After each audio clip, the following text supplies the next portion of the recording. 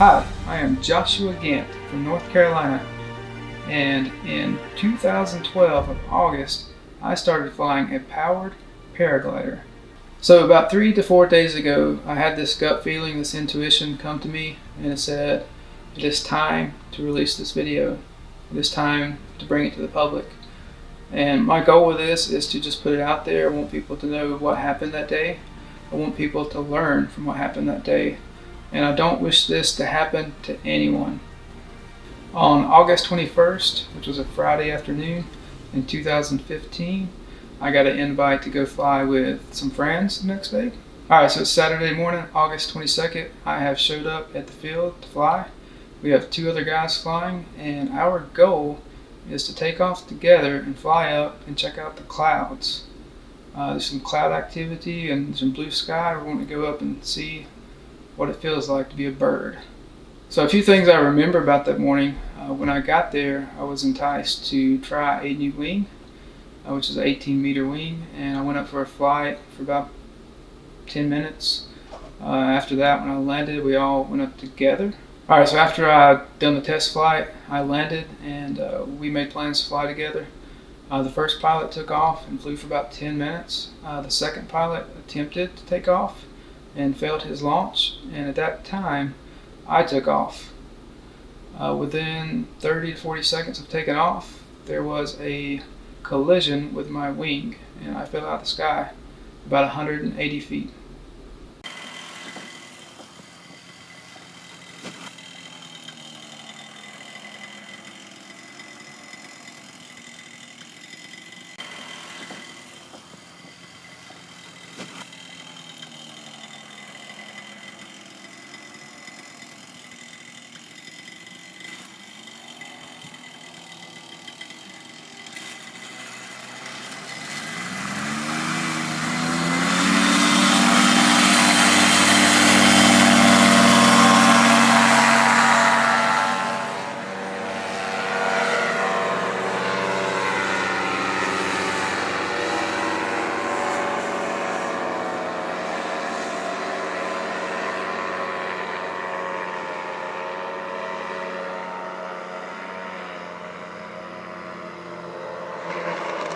Oh my God.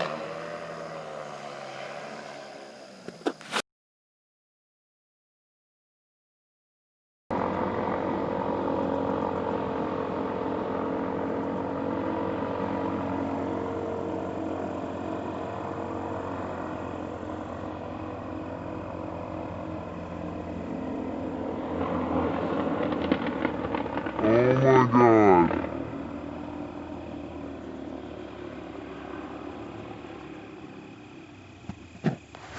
Shit. I'm calling 911. Take off your stuff. Alright, so after falling out of the sky, I woke up 2 weeks later in an intensive care unit in Charlotte, North Carolina. Prior to that, my last memory before the accident was from Friday afternoon when I was invited to go flying. Over time, some of the events and moments of that day have came back to my recollection via pictures and videos and discussing the events of the day. But still to this day, I do not have any recollection of falling out of the sky. That memory is completely wiped from me. So I woke up 2 weeks into the hospital to be conscious. There was a faint memory before that. When I remember being aware in the evening, I guess within the first couple of days, they brought me awake to check me out. But I remember a memory of being injured and having my leg hung up with this machine, kind of pulling it out because I shattered that leg. And it's weird how things come together, because I thought that I was at a paramotor fly-in and I had wrecked there, and I was receiving treatment at this fly-in too. And the only thing I could think about was not being able to be at the fly-in. And that's my first memory after the accident. Beyond that, it took 2 weeks for me to come conscious and to be weaned off of the sedative drugs and be aware. Most of the injuries were to the right side of my body. That's the side that impacted the ground. I broke my foot in 5 places, broke my ankle, my right femur was shattered. They installed a titanium rod. I broke several ribs up here, which punctured my lung. That was the biggest issue when I crashed that almost killed me. This shoulder was dislocated from the socket, and it tore 3 muscles completely in half. The scapula back here was fractured in 3 places. There were multiple transverse process of the spine. My right orbital socket was fractured as well. And some injuries that I found out later after the accident is that my left leg has some nerve issues. It does not function 100%. For example, my toes, I cannot curl. They only move up and down. And my muscles are not 100% strength. So 2 weeks into the hospital, I was coming to. I was aware I couldn't do anything. I couldn't get out of the bed. I couldn't even feed myself. I had one arm here that was functional, my left arm, but my right arm was useless other than gripping things. I could not walk because this bone was shattered. My muscles had atrophied. I spent about another week in a lower class at the hospital, and after 3 weeks, they moved me from the hospital to the rehab facility. I still remember the first day of rehab because they'd done an evaluation of where I was at. And that first day of treatment, which was a Monday, they had me stand up and walk down these bars. And I was walking with one leg and using my arms and trying to use this arm. And when I stood up out of my wheelchair, I just remember my body just shaking like uncontrollably. I felt as if I had no strength to walk. From that day forward, I did physical therapy every day during the week. I did occupational therapy while there. They had me in speech therapy. And within 2.5 weeks, they were kicking me out of the rehab facility. I did not want to leave, so I did not feel comfortable leaving. But I came home. I was in a wheelchair and on crutches. And for the first 3 months, I was unable to walk. Once I returned home, I got a lot of physical therapy. I lived with my parents for multiple months, and they helped me with daily activities and just surviving. My shoulder was still heavily injured, and we found out that it didn't get properly diagnosed at the hospital. They actually didn't do a scan to check the muscles at all. And 2.5 months into recovery, I found out that the muscles were torn in half. And it took another 2.5 months before I received surgery on this shoulder. So 5 months post-accident before the shoulder was operated on. Still to this day, this shoulder is very limited. This is like neutral. I have 0 external rotation in my right arm. Internal is good, but I cannot lift this with abduction, and my flexion is very limited. I continued therapy on the shoulder for at least a year with other body parts. So with the injuries, I've done physical therapy at a local place here for at least a solid year. We're working on my legs, just me trying to be able to walk, learn how to walk, develop those muscles, that balance. We worked on my shoulder continually. At the 3-month mark after the accident, I walked for the first time. It was at a rehab facility, that physical therapy, and I walked with a walker.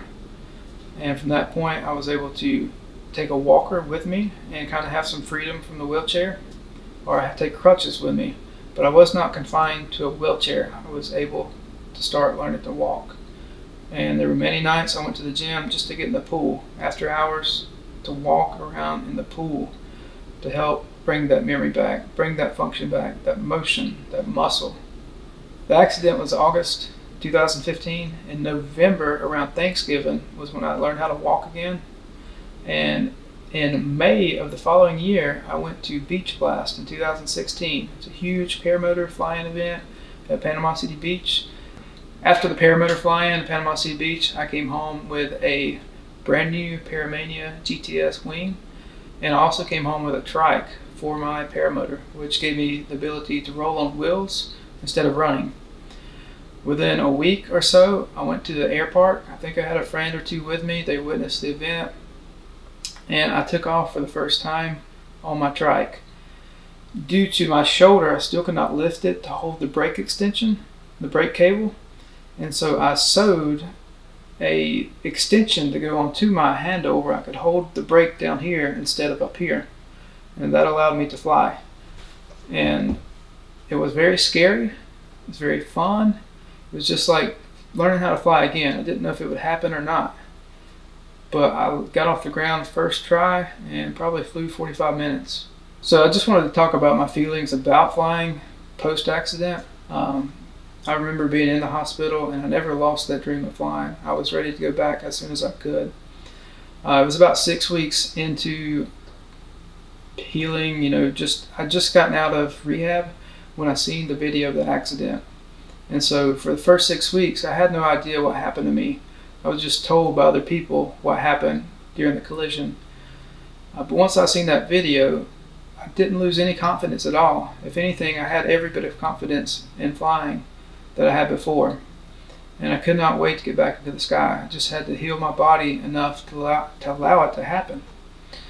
And so in May, when I went for my first flight, I was apprehensive just because I was dealing with a broken body and trying to figure out how to do everything. But the idea of being in the sky was not scary at all.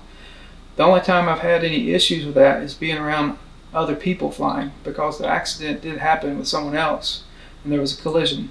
So sometimes if I'm at a fly-in or with a small group of people flying, I do have, I wouldn't say flashbacks, but I'm careful, like I'm concerned, and I'm always aware that it could happen again to me or someone else.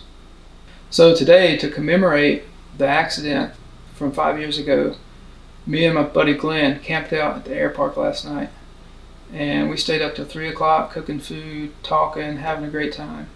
And this morning we got up at 7 o'clock and went for a flight. And that's just my way of honoring this day. Every year I like to fly on August 22nd just to remember what happened. So I just want to take a moment and talk about what I experienced when I got in the sky. A week ago I went to Florida and done a retreat doing ayahuasca. That drug, that medicine from a plant, has brought some things alive in me. The way I see colors, the way I see the clouds, the way I see nature, I see love and light and everything. And so this flight today was very special because I've never seen the sky so beautiful, the clouds so fluffy, and I was up there like 1,000 foot in the sky flying next to this huge cloud and flying in between them. And it's just unimaginable how amazing that was. Thank you for your time today, and if this story touched you at all, please share it with someone else. Have a great day. Thanks.